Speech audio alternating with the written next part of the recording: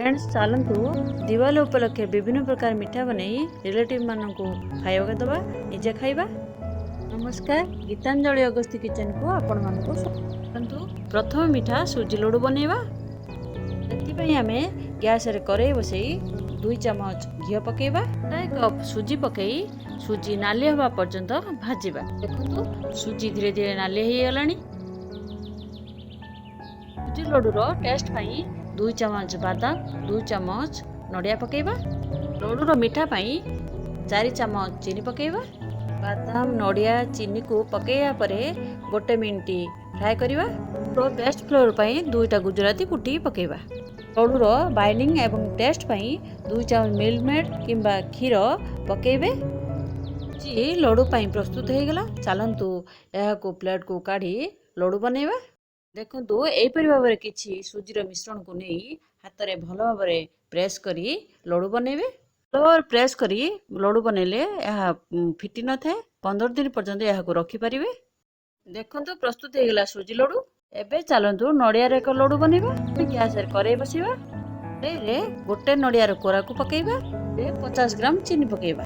Gas को medium रे रखी चीनी नड़िया अठा हबा पर्यंत भाजिबा। लड्डू रो बेस्ट फ्लेवर पाई 2टा गुजराती कुटी पकेबा। नड़िया लड्डू पाई प्रस्तुत हो गला। चलंतु प्लेट को काढ़ी लड्डू प्रस्तुत करिबा। तार मिश्रण को एई परिवार किछि नै भलो भाबरे प्रेस करी लड्डू प्रस्तुत करिबा। हाथ रे टिके देसी घी लगेई लड्डू प्रस्तुत करिबा। गुजराती घी रो फ्लेवर लड्डू रो टेस्ट को बहुत बढ़ाई थाए। एपरि भाबरे सब लड्डू को प्रस्तुत करदबा। सुंदर देखा जिबा पई सिल्वर वर्क लगे दबा। चलंतु बादाम लड्डू प्रस्तुत करिबा। हमें गैस रे करेई बसई गोटे बाउल बादाम को नहीं भलो भाबरे भाजिबा। बादाम ठंडा बा परे भलो भाबरे चकुड़ीबा। आ एपरि भाबरे चोपा को बाहर कर आपण मान को जेमिति सुविधा हबो आपण माने मध्य बाहर कर परिबा। सर पैन बसई जो बाउल रे बादाम नैथिले सेहिथिरे 1/3 गुड़ नहीं पकेइबा। आ 2-3 चम्मच पानी देई ताकू मेल्ट करिबा। गुड़ मेल्ट होई अठा अंश आसिया परे आमे छड़े की रखिथिबा बादाम को सेतिरे पकेइ दबा। आ भलो भाबरे फ्राई करिबा। लड्डू रो टेस्ट फ्लेवर पाई 2टी गुजराती कुटी पकेइबा। देखंतु बादाम गुड़ मिसी गलानी। लड्डू प्रस्तुत पाई रेडी हो गलानी। माने बादाम बिस्कुट किंबा लड्डू प्रस्तुत करि परिबे। ठंडा हबा परे आमे हाथ रे घी लगे लड्डू प्रस्तुत करबा। चलतो एई परि भाबरे लड्डू प्रस्तुत करबा। ने टेस्ट पाई घी लगौछंदी बिना घी रे मध्ये लड्डू प्रस्तुत करि हबो। डिलीशियस लड्डू घर निश्चय प्रस्तुत करंतु निजे खांतु अन्य मान को। देखंतु बादाम लड्डू प्रस्तुत हो गला। चलंतु एबे आमे सुजी कटलेट बनेबा।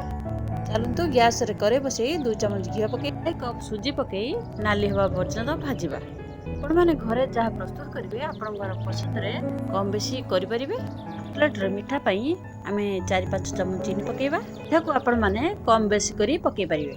सुजी कटलेट अधिक टेस्ट लागिया पई काजू बादाम पके परिबे। आपण मानक पसंद रो मध्य ड्राई फ्रूट पके परिबे। सुजी कटलेट को 1 कप क्षीर 1 कप नड़िया रस रे बनेची। फ्लेवर पाई 2टी गुजराती कुटी पकेबा। नड़िया रस किपरि बाहर करथिली तिरंगा वीडियो रे देइथिली। सुजी कटलेट नड़िया रस क्षीर मिसई बनैले बहुत टेस्ट लागि थाए। देखंतु सुजी कटलेट किंबा हलवा पाई प्रस्तुत हो गला। चलंतु प्लेट को काढ़ी यार शेप देबा।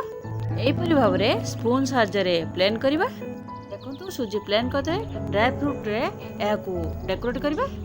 आपण माने आपण को पसंद रो ड्राई फ्रूट रे डेकोरेट करि परिबे।